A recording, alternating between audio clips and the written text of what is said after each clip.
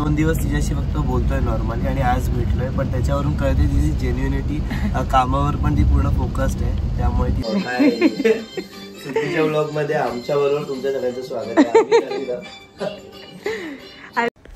तर नमस्कार मंडळी, लोकसत्ताच्या हॅशटॅग आपला बाप्पा सिरीजच्या BTS व्लॉग्सचा 3रा पार्ट आम्ही आज गेलो होतो तन्मय पटेकर या सोशल मीडिया कॉन्टेंट क्रिएटरकडे. तन्मयने आम्हाला डोंगरीचा राजा जिथे आहे, म्हणजे अर्थातच सँडर्स रोड स्टेशनच्या बाजूला डोंगरीचा राजा जिथे विराजमान आहे तिथे त्याचा इंटरव्ह्यू होणार होता. पण त्याच्या आधी आम्ही त्याचे आई बाबा या सगळ्यांना भेटायला, त्यांच्याशी गप्पा मारायला, कारण तुम्ही जर इंटरव्ह्यू अजूनपर्यंत बघितला नसेल तर डिस्क्रिप्शन बॉक्समध्ये लिंक आहे, ती पण बघा. त्यांनी सुद्धा यावेळी पहिल्यांदाच कॅमेरासमोर येऊन छान गप्पा मारल्यात. तन्मयची ही बिल्डिंग तिथे ना असं म्हणजे एकदम आधी कशा ह्या मुंबईतल्या एकदम टिपिकल घरं कशी असतात तशा पद्धतीचं घर होतं आणि घर आहे. आणि हा जो दिसतोय तो त्याचा कॅमेरामॅन हा, आणि हे दोघं आमचे कॅमेरामॅन. गेल्यापासून तन्मयने एकदम छान पाहुणचार केला होता. म्हणजे माझा उपवास होता त्या दिवशी, त्याच्यामुळे मला वेफर्स किंवा उपवासाचं काय असेल ते, आणि ह्या दोघांना पण नाश्ता वगैरे एकदम उत्तम सोय केली होती. त्याने ना आता घरातल्या काही काही अँटिक गोष्टी दाखवते, जसं की हा टेलिफोन. म्हणजे त्यांनी सजावट ज्या पद्धतीने केली आहे ते सगळं तो सांगत होता. आत्ता ह्या पॉईंटला इंटरव्ह्यू झाला होता आणि फोटो सेशन चाललं होतं. त्यावेळेला मी काकूंना सांगत होते, काकू हसा हसा, त्यामुळे त्या एकदम माझ्याकडे बघून हसत होत्या. इंटरव्ह्यू खरंच खूप छान झाला होता. तुम्ही आत्तापर्यंत बघितला नसेल तर नक्की बघा.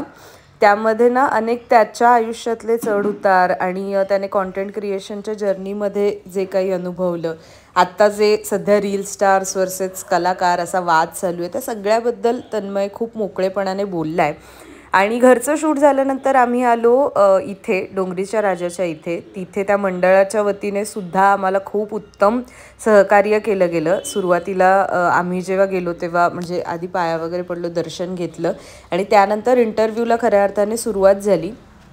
इंटरव्ह्यूमध्ये म्हणजे साधारण इथे विशेष नमूद करायचं तर एक 22-23 मिनटं तिथे इंटरव्ह्यू झाला. पण त्यावेळीस एकूणच तिथे सगळी जी लोकं होती, त्या मंडळाचे जे सदस्य कार्यकर्ते होते, त्यांनी अत्यंत उत्तमरित्या सहकार्य केलं.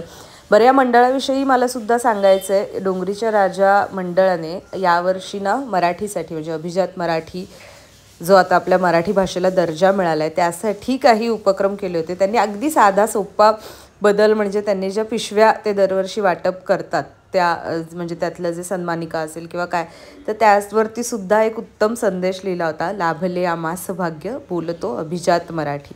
त्याशिवाय त्या मंडळाचे जे कार्यकर्ते आहेत, सदस्य आहेत, मनोज सर म्हणून, त्यांनी आम्हाला सांगितलं की यावर्षी ना त्यांनी या एरियातल्या या विभागीय स्थानिक विक्रेत्यांना पाठबळ मिळावं यासाठी जी काही सजावट किंवा गणपतीच्या पूजेसाठी किंवा एकूणच या 10 दिवसांमध्ये जे काही लागणार होतं आवश्यक, ते सगळं स्थानिकांकडूनच खरेदी करायचं असं ठरवलं होतं.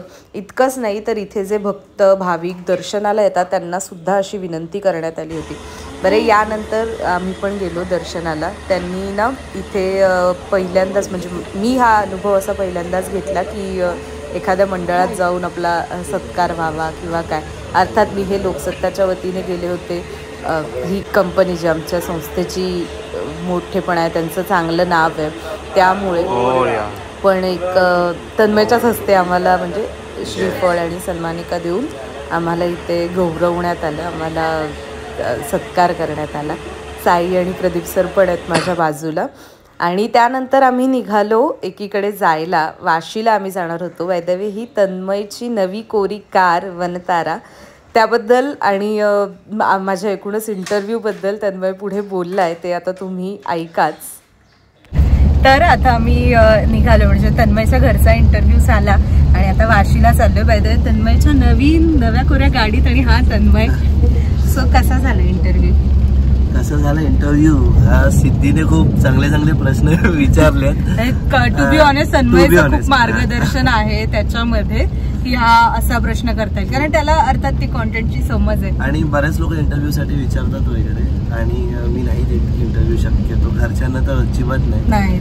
पण सिद्धीने जेव्हा विचारलं की अरे लोकसत्ता आहे, आणि लोकसत्ता हे नाव लहानपणापासून ऐकत आलोय, आणि त्याच्यानंतर मग ते कुठेतरी आता कमी होत चाललंय असं मला वाटतंय. कारण वृत्तमानपत्र असतात ते लोक आता नाही वाचत, सोशल मीडिया इतका जमाना पुढे गेलाय की ते नाव त्याच्याबरोबर बाकीचेही आहेत, तर ती नाव कुठेतरी कमी झाली. आणि आपण मराठी माणूस असल्या कारणाने की ते जपणं आणि ते मेंटेन ठेवणं आपल्या हातात.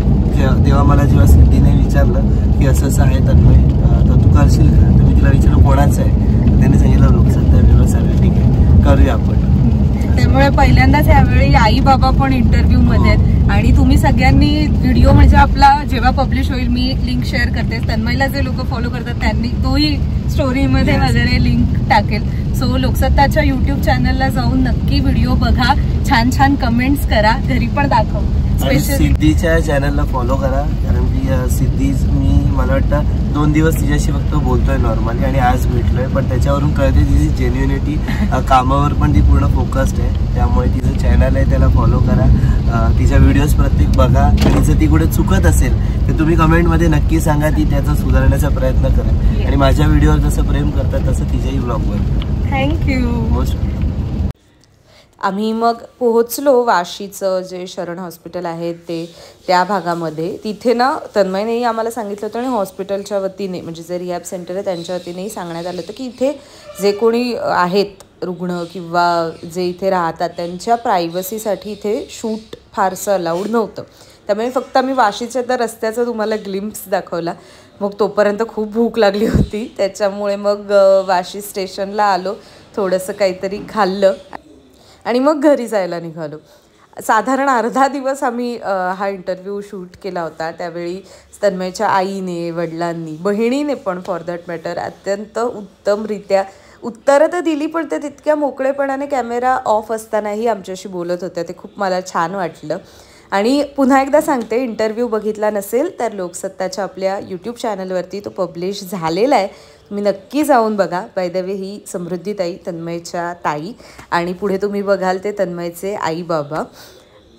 या व्हिडिओत इतकंच. व्हिडिओ आवडला असेल तर लाईक करायला विसरू नका, कमेंटमध्ये तुमच्या प्रतिक्रियासुद्धा नक्की नोंदवा, आणि आपल्या चॅनलला अजून सबस्क्राईब केलं नसेल तर नक्की करा.